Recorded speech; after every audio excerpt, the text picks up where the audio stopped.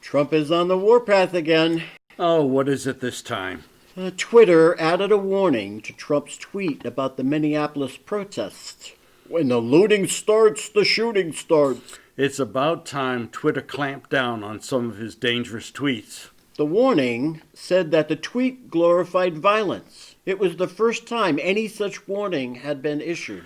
I'm sure that Twitter and the other social medias has completely tired of his bigotry and violence. His bigotry extends to people of color, women in politics, and just about anything else. He has this real problem with women in power. He has to demean them in public so he can feel superior. There are many more women in politics now than ever. Perhaps they can get things done in Washington. The men are too busy using up testosterone. I read that some days he makes almost 200 tweets. It's a wonder he had time to sign that executive order against social media. The order was not so much against social media as it was removing libel protection.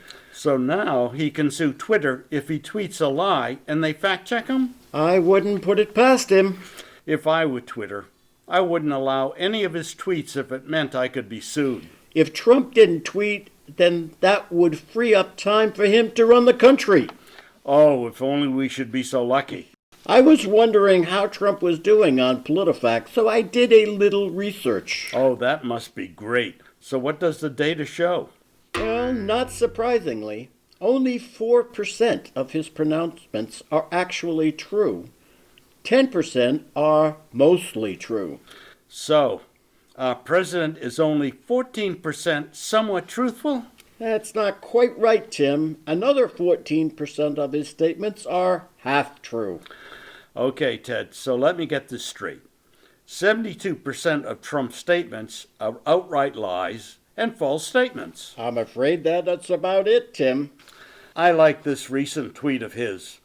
Twitter is completely stifling free speech by adding fact-check label to Trump's tweet. That doesn't make any sense. He's the one telling half-truths and lies. When you have an ego that big, it bruises easily. Yes, Tim. I know we see it every day. Well, Ted, that about wraps it up for this edition.